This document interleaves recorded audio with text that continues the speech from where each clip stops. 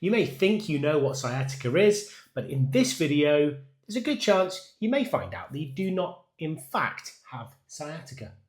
My name is Nigel Wilman, and I have been a practicing physiotherapist in the UK for over 25 years. Now, before we start, I have a very specific and successful approach at treating sciatica. To get you started, I have a free book, Sciatica Recovery Roadmap. See the link in the description, or comment "yes please" in the comments. Now, many people attribute any random back pain or buttock pain or leg pain as sciatica. And it's true. The pain you're experiencing may be sciatica. However, the vast majority of cases, the pain is not from sciatica. And later I'll explain what the alternative to sciatica is. But first, let's start with what is sciatica. Well, imagine you have a really important electrical wire running from your lower back down your butt all the way down your leg to your foot. Well, that is the sciatic nerve. It's a big nerve that helps you feel and move your leg and your foot. Sciatica is what happens when this important sciatic nerve gets squished or irritated somewhere along its path. Think of it like someone stepping on a garden hose. The water, or in this case, the nerve signals, can't flow properly. So therefore, what can squish or irritate the nerve? Well, there's lots of different reasons why this can happen. A common one is a bulging disc. The discs are the bits in between your spine, and they have like this jelly bit in the middle of it. And that jelly bit in the middle of the disc can sometimes escape and press onto the nerve, causing pain. Now, another reason can be simply tight muscles. If you've heard of piriformis syndrome, piriformis is a deep muscle in the buttock that can get tight and squeeze your sciatic nerve. You can get degenerative changes like bone spurs, bony growths. These are a normal part of everyday aging. However, they can also press onto the nerve and cause compression, producing sciatic symptoms.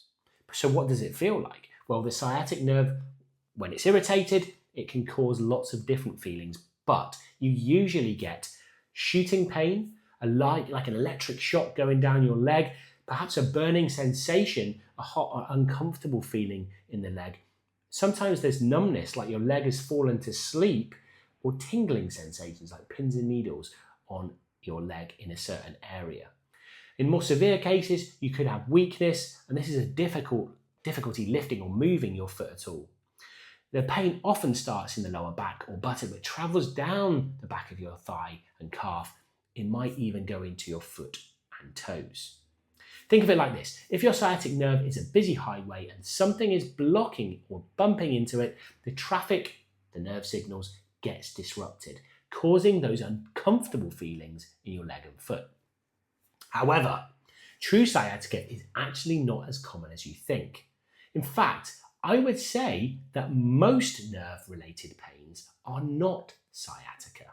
You see, for it to be true sciatica, there needs to be nerve root compression, like that squeezed hose pipe we were talking about. And this can only occur as the nerve root exits the spinal canal. Before I explain the alternative diagnosis of sciatica, remember I've got a specific and successful approach to treating sciatica. To get you started, I've got a free book, Sciatica Recovery Roadmap. Just see the link in the description. There is another form of nerve-related leg pain. It's called referred pain.